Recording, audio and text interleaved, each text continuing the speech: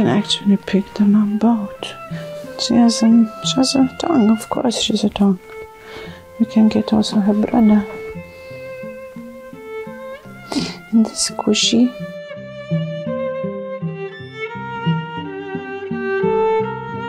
A lot of people find these dolls weird. They do. And I don't blame them, because they are very lifelike. At least, I mean, the way I paint them and the way a lot of artists paint them, so realistic that you could say they're weird.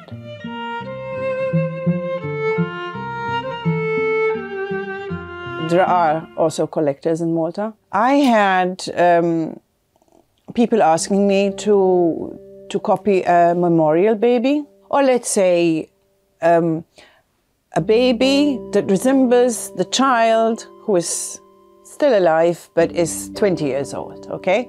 So I asked for the picture, I asked for the photo, and once I have the photo, I go through all the kids, or at least most, and I try and match the resemblance. So if there's a birthmark, I do the birthmark. If the eyes are blue, I choose blue eyes. The eyebrows, how the hair was, where the hair starts, and then obviously the resemblance comes even closer.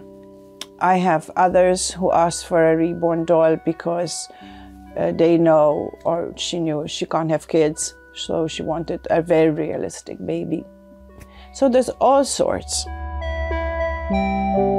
Some of them say like, I resell the doll because I can't bond with the doll. I just go like, what are they talking about? They can't bond with a doll? I don't think it's weird anymore. When I start creating them, I start really getting attached to them and say, oh my gosh, they look so real and they're so sweet, you know? And although people say, oh, how weird, you know, and you're a grown-up and you play with dolls or you collect dolls, so why are men weird because they collect Matchbox doll, cars or whatever, you know, like, so it's a hobby. I have friends of mine. We meet up in St. Anton's Gardens. Friends of mine who love vintage prams like I do. I sometimes go out in Sliema on my own. I take a vintage pram, sometimes one and sometimes another one. And I put my personal collection silicone doll inside. And then obviously they stop me and say, oh my gosh, this is such a beautiful pram and everything. And then they look and say, oh, your baby's also beautiful. He's so cute. And I turn around and I say, oh, you know, he's a doll. You know, and then this thing starts, you know, like, what? He's a doll. Ooh.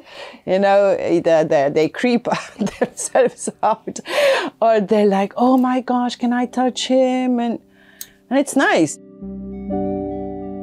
Obviously, these dolls do not come cheap because they are all handmade, time-consuming from constantly painting.